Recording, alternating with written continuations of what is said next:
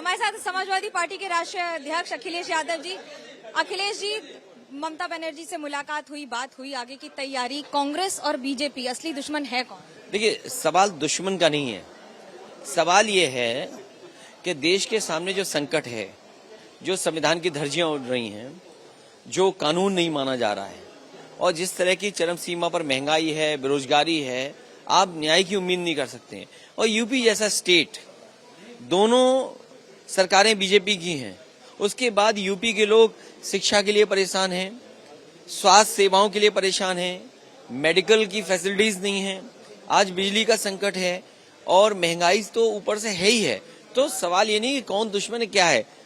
पूरी जनता ये चाहती है कि बदलाव हो और खासकर यूपी की सरकारें बदलें। उस दिशा में समाजवादी पार्टी काम कर रही है और 80 में से सबसे ज्यादा सीटें पिछले 2 इलेक्शन में भारतीय जनता पार्टी जीती है।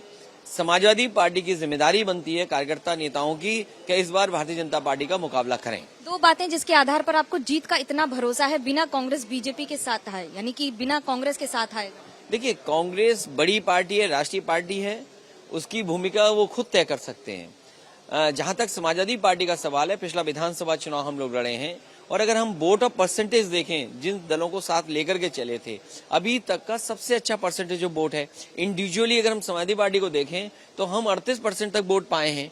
अगर हम अलायंस का देखें तो पूरे उत्तर प्रदेश में जो वोट मिला है वो 36% वोट मिला है।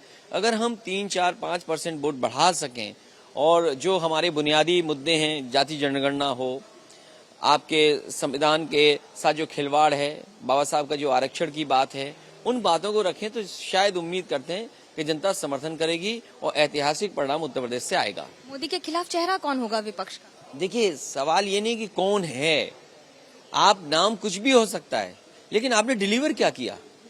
भाई, जिस स्टेट ने आपको प्रधानमंत्री बनाया, किसी एक्सप्रेसवे के लिए बजट नहीं दिया गया, कोई नया एम्स नहीं आया, कोई IIM नहीं आया, कोई नया सैनिक स्कूल नहीं आया, कोई निफ्ट नहीं आया, कोई सेंट्रल गवर्नमेंट का बड़ा इन्वेस्टमेंट नहीं आया है।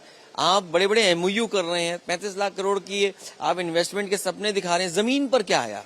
तो आखिरकार ये सवाल तो खड़े होंगे। और फिर मैनिफेस्टो 2014, मैनिफेस्टो 2019, मैनिफेस्टो 2017, मैनिफेस्टो 2022, ये 4 मैनिफेस्टो का जवाब आपके पास क्या है उत्तर प्रदेश में? उमेश पाल हत्याकांड में आरोप लगते हैं कि समाजवादी पार्टी ही संरक्षण दे रही है, कैसे देखिए? जो मरा है वो बीजेपी का है। जो सुरक्षा कर्मी थे वो उत्तर प्रदेश की सरकार ने जांच करके सुरक्षा दी थी। अगर गनर की जान चली जाए, उनकी अपनी पार्टी के नेता की जान चली जाए, तो इससे बड़ा दुर्भाग्य क्या हो सकता है। सब एजेंसीज आपकी हैं, एजेंसी कोई समाजवादी पार्टी की तो नहीं है ना, एजेंसी आपकी है, क्योंकि आपको उस घटना का जवाब नहीं देना है, बनता नहीं आप पे जवाब। तो आप कहते हैं कि भाई मुस्लिम हैं, ये हैं, आपकी पार्टी में थे। अरे ये बताओ ना कि कौन किसके साथ था।